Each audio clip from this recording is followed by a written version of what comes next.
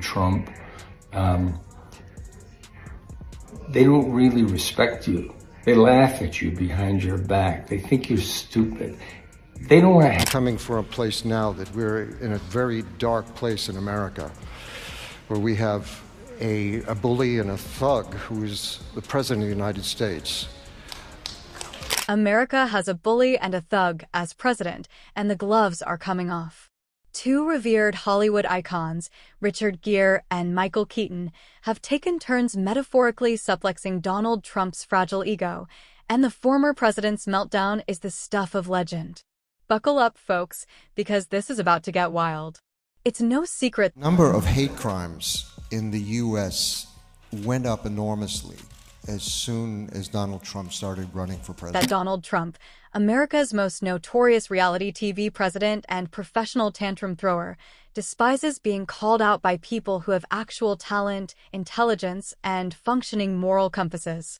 I'm telling you, when Trump, years ago, I guess, said, somebody on Fifth Avenue and that still vote for me, basically what he's saying in parentheses is, these people are so stupid, they're so dumb, they'd still vote for me. Well, enter Richard Gere and Michael Keaton, two Hollywood veterans who just took the former president to the verbal cleaners, and judging by his reaction, you'd think someone had taken away his Twitter account again. Please don't forget to subscribe and like this video. It is free and help us bring you enjoyable content. And of course, watch till the end. These aren't your run-of-the-mill celebrities hopping on the bash Trump bandwagon for clout. Gere and Keaton are respected in their craft, and when they speak, people listen. And when they talk about Trump, well, the man himself starts flailing like a fish out of water, except with worse hair and even less self-awareness. Richard Gere, known for his outspoken political views and activism, didn't hold back in his criticism of Trump's tactics, accusing him of manipulating the American public through a mix of fear and misinformation. Gere pointed out how the former president's entire career has been built on deception, from Well, I mean, our president has pushed it to the limit. It can't go any further than this. I mean, he came out of reality show television. He's like a game show. inflating his net worth to falsely claiming election fraud. If America wants to be a great country, the part of that is helping the world, of being the benefactor of people who are hungry, And I'm in shock. My wife is in shock. We're all in shock. It was, the people spoke and they elected this president. I don't even think the people who elected him really believed that he was going to who are starving, people who are running away from violence, people who are lost and need a home, Gere said. This is a president and administration is pulling back from all of those human responsibilities, and it seems do what he said he was going to do. And what he's doing is much worse than what he even said. The profundity, the dark profundity of what he's been doing in the last week is mind-boggling. I mean, I suppose that if you had billionaire saints, right, who are highly developed human beings, maybe it would be different, but these obviously are not highly developed. All he cares about is money. Gere's remarks highlight a well-documented aspect of Trump's career, his ability to bend reality to fit his narrative.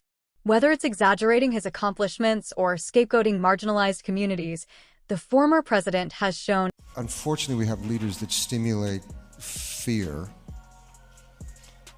and that fear causes us to do really terrible. An unparalleled ability to manipulate public perception.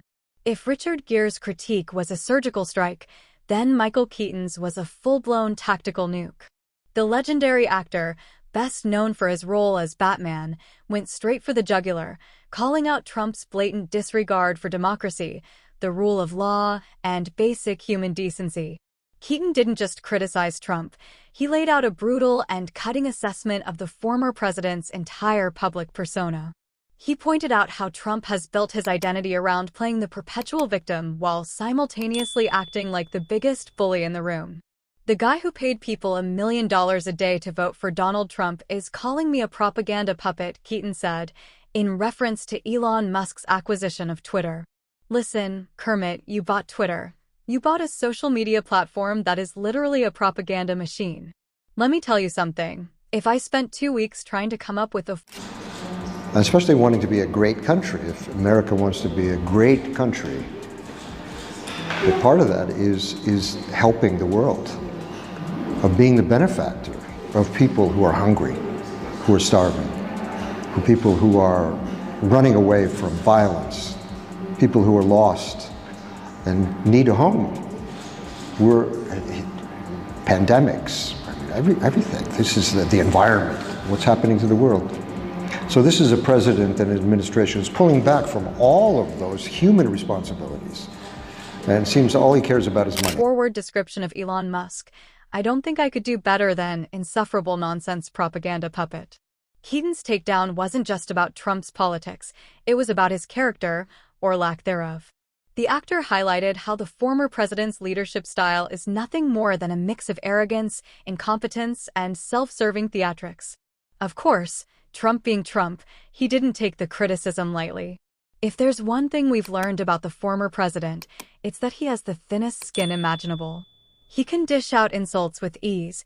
There used to be a commercial in the U.S. and it was like, there was an old woman that came out and said, "Where's the beef?" And with him, there's no beef there. There's no protein. There's no center. There's no red. But the second someone calls him out, he spirals into a full-blown meltdown mode. Trump's response was another classic tantrum, an unhinged, vein-popping Twitter finger-fueled spectacle that would have resonance. There's you know, when you play a musical instrument, especially the piano, you play a note and it resonates. It just keeps going. There's nothing in him that keeps going. It's just a noise in the present. Been hilarious if it weren't so pathetic. The former president lashed out, hurling insults and making baseless claims, all while desperately trying to save face. But the damage was done. Gere and Keaton had laid bare the truth about Trump's character, and the former president's inability to handle the criticism only served to reinforce their point.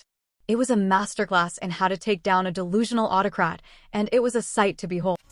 We have this incredibly dark marriage of power and money like we've never seen before. So the fact that these irresponsible... In the end, Gere and Keaton's scathing remarks serve as a reminder that Trump's impact is far from over.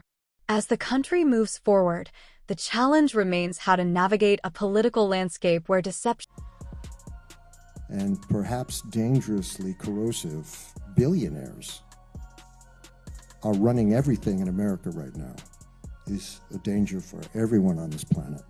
This is very hard. And division have become the norm. But if there's one thing these Hollywood legends have shown us, it's that calling out the lies, refusing to accept fear as a guiding principle, and demanding better from those in power is the way forward. Because at the end of the day, America deserves more than a con man selling another illusion. So, my fellow Americans, let's take a page from Gere and Keaton's playbook. Let's continue to hold our leaders accountable, to speak truth to power, and to fight for the values that make this country great. Because if Batman and Richard Gere can take down the autocrat-in-chief, then imagine what we can achieve when we stand together.